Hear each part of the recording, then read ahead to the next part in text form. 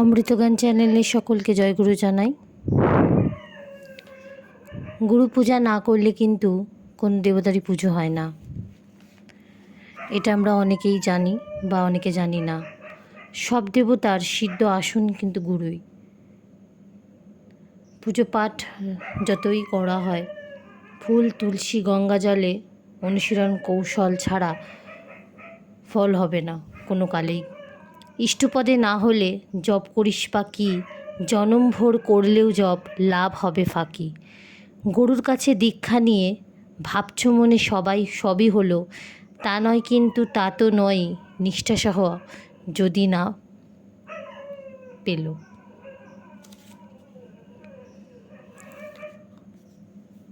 তো অপ্রিয় হলেও কথাগুলো কিছু সত্যি। যেমন মানুষ মৃতদেহ ছুলে স্নান করে, কিন্তু আবার জীব হত্যা করে খায়, তাই না? মানুষ বেঁচে থাকতে সারা সমাজ হিংসা সমালোচনা করে, নিন্দে করে, কিন্তু প্রশংসা করে কখন? মৃত্যুর পরে। কেউ দেখবে না মানুষের মনটা কত বড়, দেখবে শুধু পোশাক আর অর্থ। মানুষকে জানোয়ার বললে রেগে আগুন, কিন্তু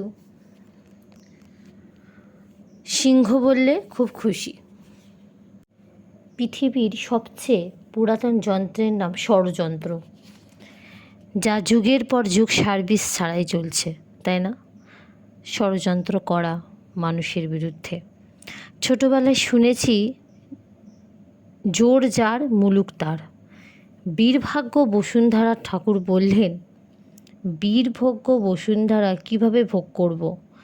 ভোগ মানে আমি কোন জিনিস কিভাবে ভোগ করব? যে ভীর সেই ভোগ করবে। বিশ্বাস, নির্ভরতা আর আত্মত্যাগ, এই তিনটে জিনিস যে পালন করতে পারবে সেই মানুষ। বিশ্বাস নেই এমনতর মানুষ নেই। নির্ভরতা, আমি কার উপর নির্ভর করব? যে ভালো অঙ্ক, যে ভালো ক্রিকেট, ভালো ড্রাইভার। একবার একটি ডাক্তার এসেছিলেন, শ্রী বরদা আচার্যদেব দাদা। বৃষ্টি হচ্ছে, বাড়ি বসে আছি, দুটো দীক্ষার খবর হলো। নির্ভর করো আর অবশ্য উৎসাহে কাজ করে যাও, যা চাও তাই পাবে, শ্রী বরদা বললেন।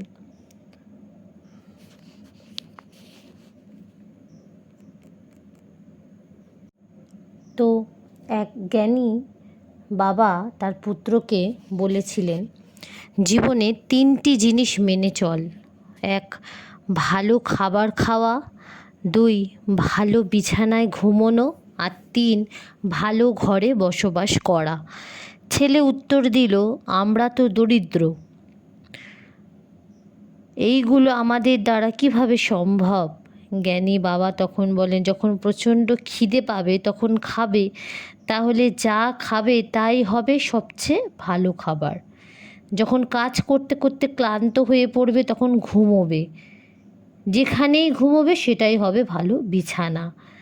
যখন মানুষের সাথে মিশবে, সদাচারণ করবে, তাদের অন্তর জয় করে সেখানে বাস করবে, এটাই হবে তোমার জীবনে ভালো ঘর, ভালো ঠিকানা। আসুন সবাই মিলে একসাথে সারা বিশ্ব জুড়ে ঠাকুরকে নিয়ে চলি এবং ঠাকুরকে প্রতিষ্ঠা করি। সংসার জীবনে আমাদের এত দুঃখ কষ্ট কেন? কোথা থেকে আসে এত দুঃখ কষ্ট? আমরা শ্রী শ্রী ঠাকুরের সদ্দীক্ষায় দীক্ষিত, তবুও কোন দিক থেকে আসে এত দুঃখ, জ্বালা, যন্ত্রণা আমাদের জীবনে?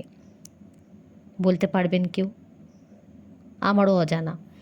বর্তমানে আচার্যদেব শ্রী শ্রী দাদা বললেন, যখন ঠাকুরকে ছেড়ে আমরা নিজের খেয়াল খুশি মতন চলি, নিজেকেই মূর্খ করে চলি, ঠাকুরকে ভুলে যাই, তখনই আসে জীবনে অশান্তি আর অস্বস্তি। জীবনের পথগুলো আমাদের বেঁকে যায়, জীবনের সোজা পথে আমরা চলতে পারি না। জীবনের পথ, জীবনের দিক নির্ণয় করে ফেলি, ঠিক দিক পথে আমরা দিক নির্ণয় করে ফেলি। এক মুঠো বালিকে যত শক্ত করেই দেখবেন ধরবেন, মুঠো করে রাখতে কিন্তু পারবেন না। মুঠো করে রাখতে চাই বলি সবই ঝরে যাবে, যতই মুঠো করি না কেন সবই ঝরে যাবে। তেমনি আমরা আমাদের সংসারকে যতটাই আঁকড়ে ধরি না কেন পারবো না, কারণ প্রিয় পরমের নির্দেশকে বাদে দিয়ে কখনোই ভালো থাকা যায় না। অমৃতকে ছেড়ে কখনোই ভালো থাকা যায় না। অমৃত হচ্ছে কে? অমৃত আমাদের হচ্ছে দয়াল পুরুষোত্তম। সংসারে আমরা আছি, এই সংসারের মধ্যেই তাকে আঁকড়ে ধরে চলতে হবে। বাজারে যাচ্ছি, বন্ধু বান্ধবের সঙ্গে দেখা হলে তাকে ঠাকুরের কথা বলবো, তাকে যাজন করব, সমস্ত কাজেই তাকে সঙ্গে নিয়ে থাকবো, তাকে সঙ্গে নিয়ে চলতে হবে। সংসার করতে করতে একসময় এই সংসার থেকেই যখন বিতাড়িত হব, তখন ঠাকুর ঠাকুর করলে কাজকলা কিছুই হবে না। অমৃতকে ছেড়ে সংসারের প্রতি প্রত্যাশা যত বেশি করবেন ততই ডুবে যাবেন। কেউ আমার নয়, কার সাথে এসেছি? একা এসেছি, একা যাব। এসেছি একা, যাব একা। আমরা আমাদের প্রত্যাশা যে রেখেছি, যে প্রত্যাশা, টাকা, মান, যশ ইত্যাদি সব প্রত্যাশা ছেড়ে একদিন আমরা কিন্তু চলে যাব। একজন মা বললেন, সংসারের ভালো থাকতে হলে আনন্দে থাকতে হবে। জীবনে সুখ চাইতে হলে আনন্দকে মাথায় করে নিয়ে চলতে হবে। তার কথাগুলো মেনে না চললে কখনোই ভালো থাকতে পারবো না। সেই মাটি কিন্তু বুঝেছিলেন সংসারের থেকে যে এই সংসার আমাকে কিছুই দেবেন না, যা দেবেন তা হলো আমার অমৃত, আমার পুরুষোত্তম। জীবনে যদি কিছু চাইতে হয় তবে ঈশ্বরের কাছেই চাও, কারণ কেউ ফিরিয়ে দিলেও দেবে, ঈশ্বর কখনোই ফিরিয়ে দেয় না আমাদের। দেওঘর কলেজের অধ্যাপক বিনোদানন্দ ঝা ঠাকুরকে একদিন পার্লারে জিজ্ঞাসা করে বললেন, ঠাকুর আপনি কি করে নাম করতেন? শ্রী ঠাকুর তখন উত্তরে বললেন, আমি নাম করেছি কি এবং করি, আমি যে নাম করতাম তা মুখে মুখে কই না, অর্থাৎ উচ্চারণ করে করি না, আমি মনে মনে নাম করি।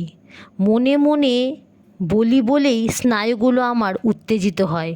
নাম ধ্যান প্রসঙ্গ ঠাকুর আরেক দিন বলেছিলেন যে রিং ক্লিং এগুলিও নাম, যে নাম তোমরা করছো তা অব্যাহত করলে সব দিক দিয়ে বেড়ে উঠবে। ইষ্টচিন্তা করা উচিত এবং ইষ্টার্থ পরায়ণ কেমন করে হওয়া যায় তার ভাবনা করতে হয় নাম করতে করতে। বিহিতভাবে যজন যাজন ইষ্টভৃতি সস্থায়নী সদাচার পালন করার মধ্য দিয়ে আধ্যাত্মিক শক্তির উন্মেষ হয়ে থাকে, বোধ ও শক্তি আসতে থাকে। আর এই নামের মধ্য দিয়ে যে আমাদের শরীরে যে রক্ত চলাচলের যে স্পৃহা সেটি যে বেড়ে যায়, সেটি হয় এই নামের মধ্য দিয়ে। করণ ধরণ চলন দরণ বলন যজন যাজন কিংবা চলন সকল কাজে ইষ্ট স্বার্থে চলিস রাত্রি দিবা, এই কথাটি আমাদের ঠাকুরের। এবং মন কেন ঠাকুরমুখী হয় না আমাদের সৎসঙ্গের যে পোশাক, সাদা পোশাক, এই সাদা পোশাক পরলেই কিন্তু শুধু হবে না। সর্বপ্রথম আমাদের মনটাকে সাদা করতে হবে। আমাদের মনটা শুধু প্রবৃত্তির দিকে ছুটে বেড়াচ্ছে, মনটাকে ঠাকুরমুখী করে তুলতে হবে। মুখে শুধু বলবো হায় তোমার জন্য পরাণ কাঁদে আমার, আর মনের মধ্যে কিছুই নাই, ঠাকুরকে অনেক ভালোবাসি, মুখেই বলি ভালোবাসিস, মুখে বলিস, নির্দেশে চলিস না, ঠিকই জানিস নিজেকে তুই, স্বার্থ ছাড়া চলিস না। আমাদের শুধু স্বার্থ, নিজের জন্য মেয়ের বিয়ে কেন হলো না, ছেলের একটা চাকরি হলে ভালো হতো, ইত্যাদি ইত্যাদি আমরা সব সময় ঠাকুরের কাছে চাইতে থাকি। মনটাকে ইষ্টমুখী করতে হবে। আচার্যদেব বললেন, সাদা পোশাক পরলাম, সামনে গিয়ে বসলাম, গান করলাম, ইষ্ট প্রসঙ্গ হলো, প্রসাদ খেলাম, প্যাকেট নিলাম, বাইরে গেলাম, সবই ভুলে গেলাম, তাহলে কিছুই হলো না। মেয়ের দীক্ষা এখন না ছেলের দীক্ষা করিয়েছি, কিন্তু মেয়ের বেলায়, কারণ বিয়ের পর কোন ঘরে যাবে, স্বামী কোন গুরুর দীক্ষিত এখন না। কিন্তু দেখুন, আমাদের সৎসঙ্গী পরিবারেও এমন আছে, মেয়ে অন্য গুরু, স্বামী অন্য গুরুর দীক্ষিত। এই নিয়ে কোনো সংসারে কোনো ঝামেলাই নেই। ভগবান যদি রাতের পর রাত দিন আনতে পারেন, তবে তিনি তোমার দুঃখের পর সুখ নিশ্চয়ই রেখেছেন, নিশ্চয়ই আনবেন। শুধু অপেক্ষা করো, ধৈর্য ধরো আর ভগবানের প্রতি বিশ্বাস রাখো, তিনি সব সমস্যার সমাধান করবে। গঙ্গায় ডুব দিলে দেহ পবিত্র হয়, কিন্তু মনের কিন্তু পবিত্র হয় না, মন পবিত্র হয় না।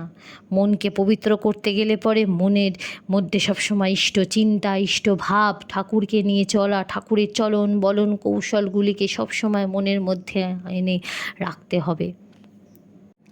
একবার দেওঘর উৎসবে আসাম থেকে বেশ কিছু গুরু ভাই দেওঘরে এসেছেন। তাদের সঙ্গে একজন যুবক এসেছেন, পড়াশোনা একদম জানেন না বললেই চলে, লেভারের কাজ করে।